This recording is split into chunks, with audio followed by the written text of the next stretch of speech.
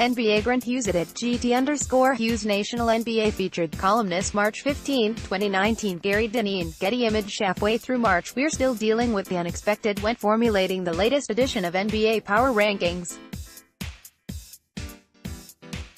Teams with win totals in the teens are knocking off defending champions on the road. The playoff order feels settled until surprising winning and losing streaks turn everything upside down, and squads previously consigned to the middle of the pack are shoving their way back into the top 10. The lesson: there's no such thing as stability in a league this unpredictable.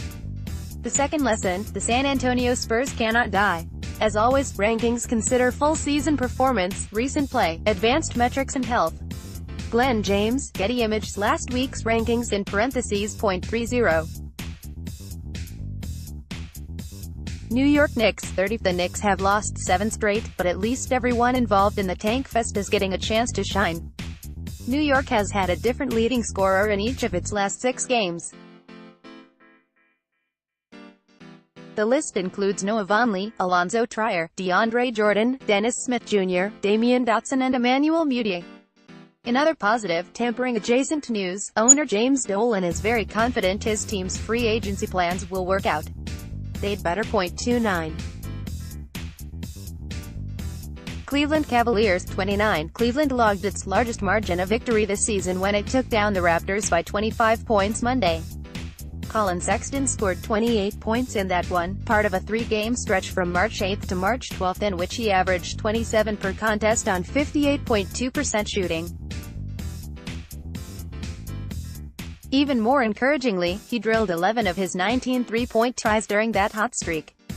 If he can come anywhere close to that level of scoring efficiency on increased volume going forward, Sexton's ceiling will rise significantly. .28.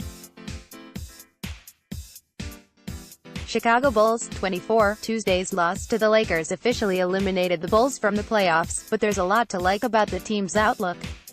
A respectable 6-6 over the last month, Chicago will head into the offseason with a core of Zach LaVine, Otto Porter Jr., Lauri Markkanen and Wendell Carter Jr., plus a good shot at the top pick and upward of $19 million in cap space. Still, the Bulls are 1-5 in their last 6 games and will proceed cautiously with LaVine's injured knee. If we don't see much of him for the rest of the year, it won't be a surprise. .27. Dallas Mavericks 27. Honestly, I wasn't 100%, but I want to play. Luka Doncic told ESPN's Tim McMahon after he posted 12 points on 5 of 18 shooting, including a shocking 1 of 9 effort from the foul line, in Tuesday's loss to the Spurs.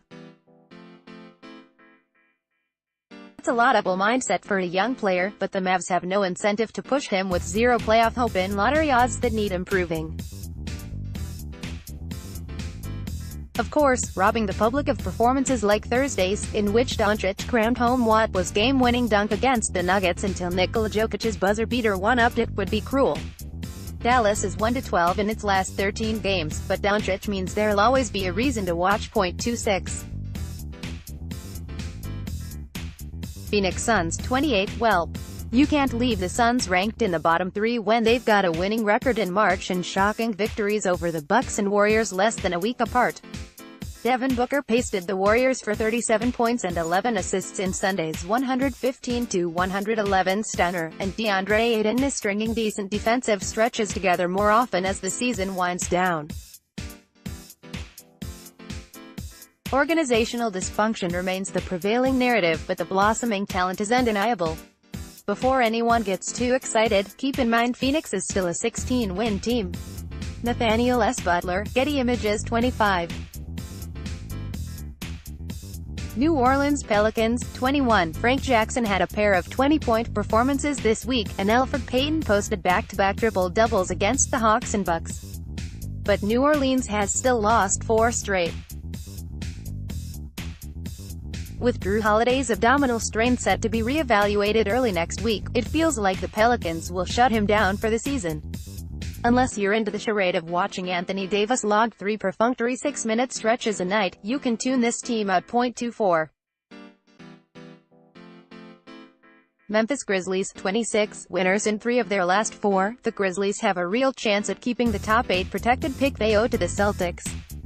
Mike Conley is fresh off the first Western Conference Player of the Week award of his career and posted a career-high 40 points in a 122-111 win over the Blazers on March 5. Meanwhile, Joakim Noah's return to relevance remains one of the season's most surprisingly pleasant stories. 23. Atlanta Hawks, 25, Trae Young notched his first career triple-double and John Collins piled up 33 points and 19 boards in Saturday's 114-112 loss to the Nets, continuing Atlanta's trend of hopeful signs in defeat.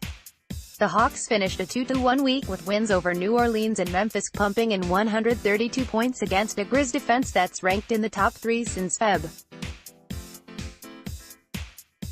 1 Atlanta, behind Young's leap, Collins' interior finishing and Kevin Huerter's sniping, has posted the league's third highest defensive rating since the All-Star break. 22.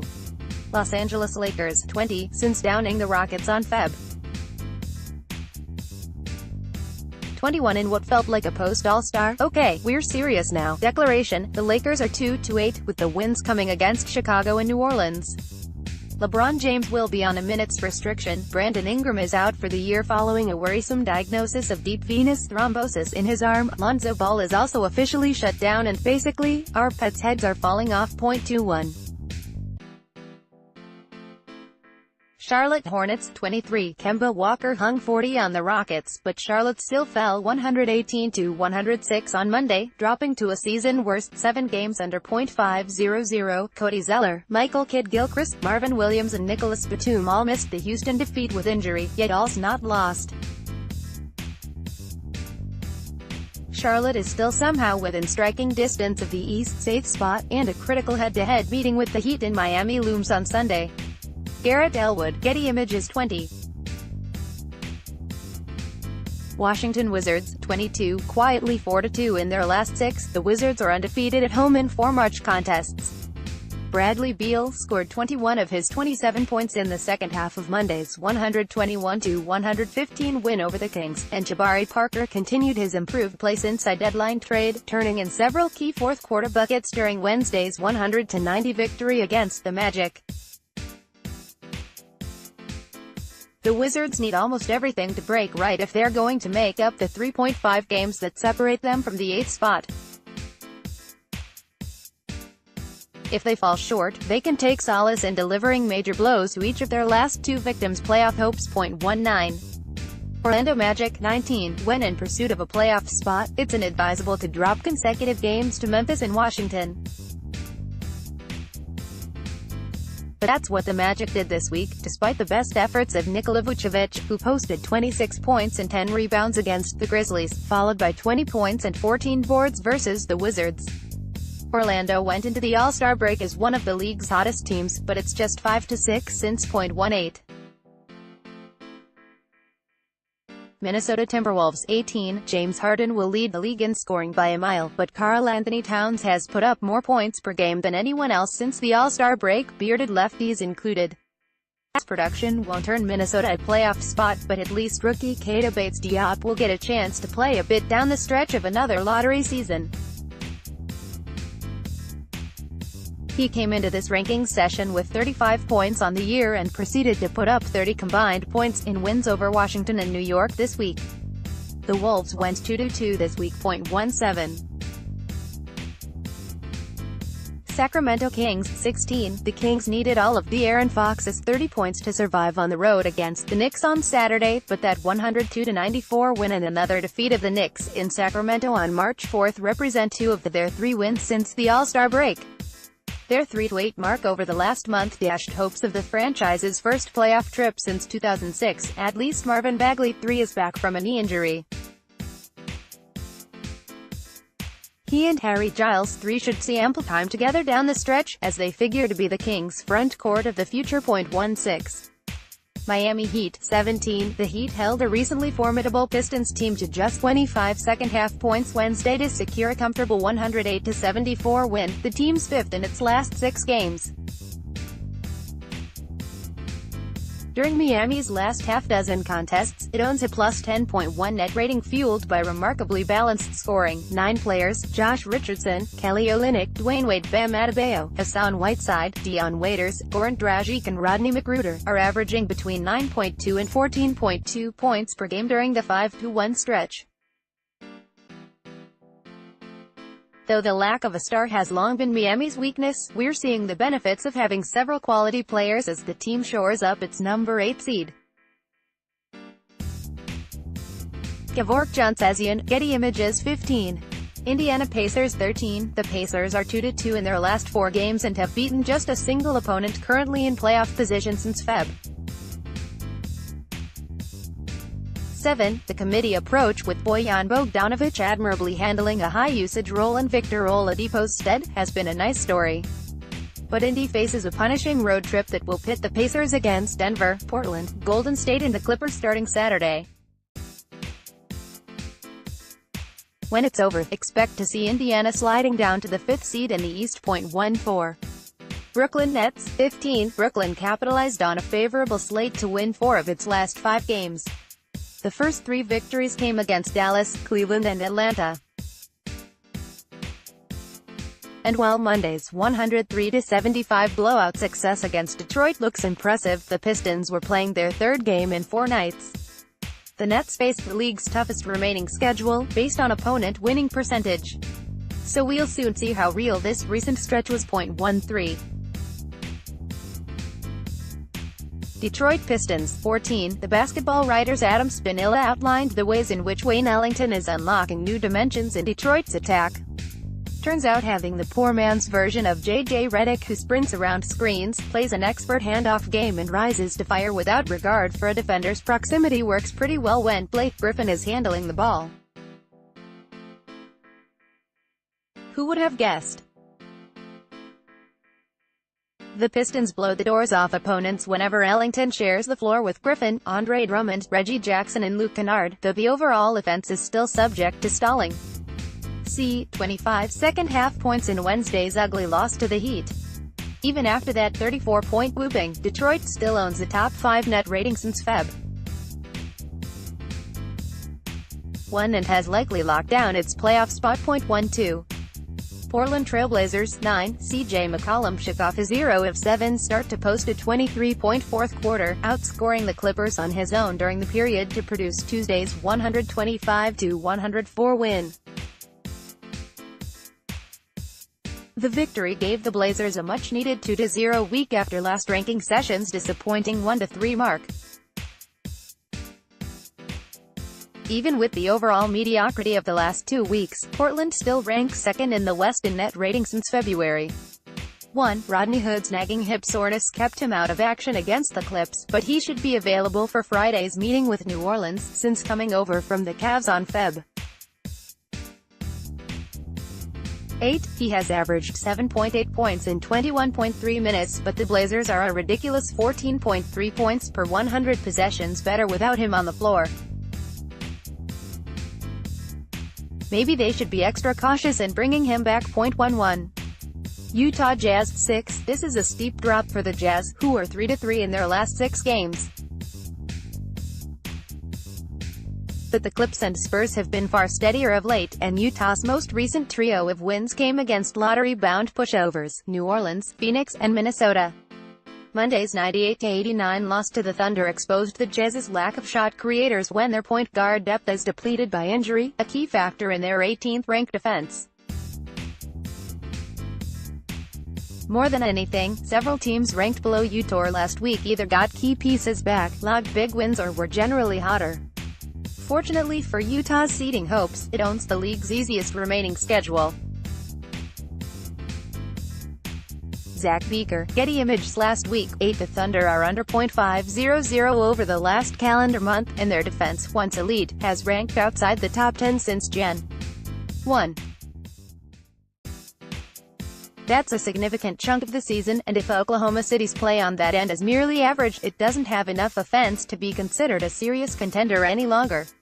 Still, OKC is all but cemented into the middle of the West playoff pack. It'll be difficult for it to climb as high as second, but equally tough to fall below fifth.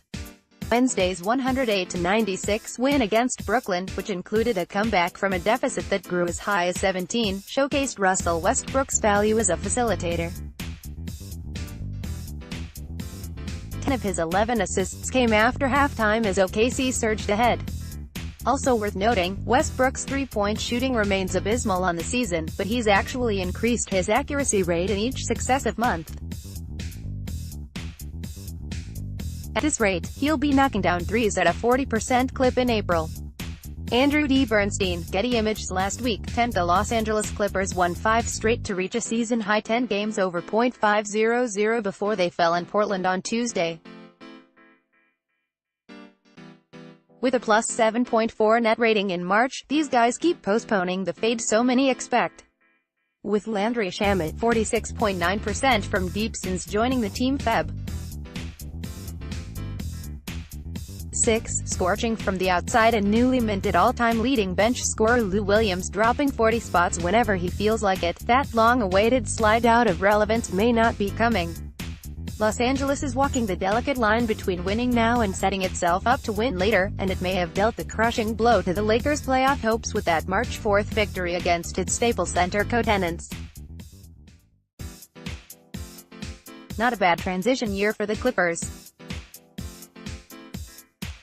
Glenn James, Getty Images. Last week, 12. Does anyone know how to set up an autocorrect function so that anytime the words Spurs and dead appear near each other, the sentence immediately gets erased and replaced by San Antonio has been in trouble before, but it always finds a way out. Just have faith, because in the wake of a 6-game winning streak that include victories over the Pistons, Thunder, Nuggets and Bucks, the Spurs have once again risen from the grave. A 1-7 road trip in February feels like ancient history now that Derek White is back and in good form. He's averaging 14.6 points, 6.2 assists and 4.8 rebounds on 51.7% shooting in March, all while sparking San Antonio's previously defunct defense. Someday we'll learn to quit writing this team off. Mitchell F. Getty Images. Last week, 9. Joel Embiid's absence in return underscored his singular value to the Sixers. In 8 games without him following the All-Star break, the Sixers went just 4-4 and saw their defense surrender 107.0 points per 100 possessions. That's not a disastrous figure, but Philly allows only 102.2 whenever Embiid is on the court. No surprise, then, that the Sixers promptly knocked off the Pacers and Cavs in Embiid's first 2 games back, holding them to 89 and 99 total points, respectively. Among the East's top 4 teams, only the Raptors have an easier remaining schedule. As long as Embiid stays on the floor, the Sixers should be the favorite to lock down the conference's 3rd seed. Chris Elise, Getty Images. Last week, 7A 142-115 loss to the Clippers prevented Boston from logging a clean 4-0 sweep on its California road trip, but the Celtics have still won 4 of their last 5 games after getting right on a cross-country flight. Al Horford feels good about his game lately, and the Celtics owe their stalwart and finally healthy veteran plenty for their improved play. It's fair to say I'm playing my best basketball of the year, probably since I've been in Boston, to be honest, Horford told reporters after the Celtics beat the Lakers on Saturday. I'm at a really good point in my career right now. Just the way coach is using me, and I can bring to the team. I'm at my best right now. We've seen the Celtics climb out of one hole before digging a fresh one several times in this topsy-turvy season, so this latest stretch of improved play still warrants suspicion. Nonetheless, Boston's chances of climbing as high as 3rd in the East look far better than they did just a few days ago. Jamie Schwaberow, Getty Images. Last week, 5. Isaiah Thomas, ineffective in spot duty since returning from off-season hip surgery, is out of Denver's rotation. Well, that's a bummer for IT, the move was a long time coming. Monty Morris, Malik Beasley, Jamal Murray and Gary Harris are all too productive to lose minutes to Thomas, and Will Barton, even if he struggled to find consistency, also needs time to find his feel as a playmaker ahead of the postseason. The Nuggets recovered from last Friday's drubbing at Golden State to beat the Wolves and Mavs. The latter came on Jokic's extremely on-brand, awkward, purely swished game-winning bucket at the buzzer. Though, sure, the 30 points from Murray in the win against the Wolves were nice, too. Denver has failed to capitalize on one of the Warriors' roughest patches of their half-decade dynasty, posting a 10-7 mark since February 1. If the Nuggets could have put together a run over the last few weeks, they might have found themselves with a multi-game lead for the West's top seed. With the Rockets running hot, Denver had better be careful, as slippage could be costly. It shouldn't take a semi-desperate, leaning flip shot to beat the Mavs at home. A top 4 finish in the conference is no longer certain. Jason Miller, Getty Images. Last week, too, the Raptors have hit a few bumps in March, going 4-3 through their first 7 games of the month, lit by Monday's 25-point loss to the hapless Cavs. Toronto is still closer to first than third in the East, though, and if one of this season's top priorities was keeping Kawhi Leonard happy, mission accomplished. We've been doing a great job of making sure that nothing flares up or gets out of control, Leonard said of his load management this year, per Josh Lewenberg of TSN Sports. It's just been great. I'm just happy that I'm able to play. It's amazing. I feel good and we have something to look forward to. Serge Ibaka's fisticuffs-fueled suspension should give Toronto a longer look at what Marc Gasol can provide in a larger role. That could help set playoff rotations, though head coach Nick Nurse may have the right idea by playing the matchup game with his pair of starting-caliber centers. Jesse D. Garbrant, Getty Images. Last week, 3 Wednesdays 106-104 loss to the Warriors ended a 9-game winning streak that vaulted the Rockets into the upper reaches of our rankings. The defeat was Houston's first against Golden State this year, and the competitiveness of the contest set up some compelling dynamics for the playoff rematch we'd all like to see. Houston is certainly hotter, despite the loss, and its 3-1 record against the Dubs this year should give it confidence. But are the Warriors sitting back now, knowing they can take the Rockets down again if they have to? Most importantly, the streak that died against Golden State wasn't the product of an offense-only team, which was a fair way to describe the Rockets for most of the season. Since the All-Star break, they rank 7th in defensive efficiency. Houston's legitimacy as a title threat depends on it coming close to the level it hit on defense last year. Lately, it looks like that's a possibility. Bill Baptist, Getty Images. Last week, for you can evaluate the Warriors using whatever information you want. Are they the team with the 5-6 record over the last month? Are they the team that smoked the Nuggets by 17 last Friday to shut down any concerns about their grip on the West's top seed? What about that galling 115-111 loss to the Suns at home, which came just 48 hours after the bludgeoning of the Nuggets?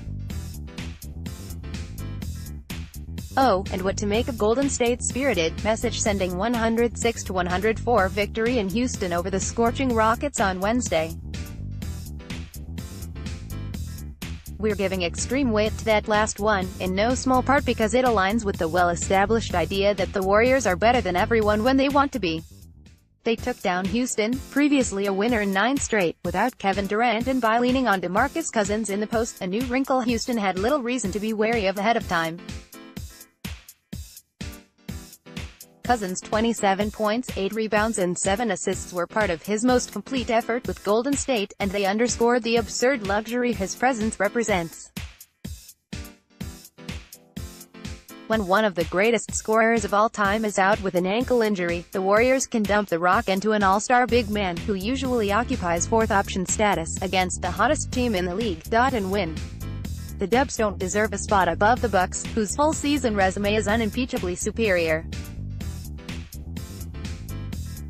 But at the same time, every week we don't list the Warriors first feels like we're fooling ourselves. Lane Murdoch Jr., Getty Images. Last week, the Bucks have looked mortal in March, going 4-3 with their first back-to-back losses of the year, at Utah and Phoenix, but lapses are allowed when you've still got a 2.5-game cushion on the Raptors for the East's top spot and a death grip on the NBA's no. 1 net rating. Though its stopping power remains the league's best overall, Milwaukee is in the middle of the pack in defensive efficiency this month.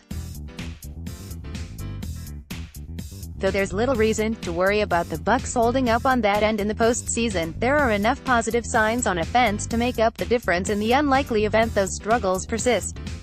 The sample only spans 291 possessions, but with Nikola Mirotic and Brook Lopez sharing the floor, the Bucks crush opponents by a gaudy 25.1 points per 100 possessions. Good luck finding a 4-5 combo that strikes more fear into opponents from the perimeter. And, Giannis Antetokounmpo has made at least half his shots from the field in 19 straight games and is on pace to be the second player in NBA history to average at least 27 points on 17 or fewer shot attempts per game. Charles Barkley, who pulled it off in 1987-88, is the only other member of that club. Stats courtesy of NBA.com, cleaning the glass and Basketball Reference unless otherwise noted. Accurate through games played Thursday, March 14.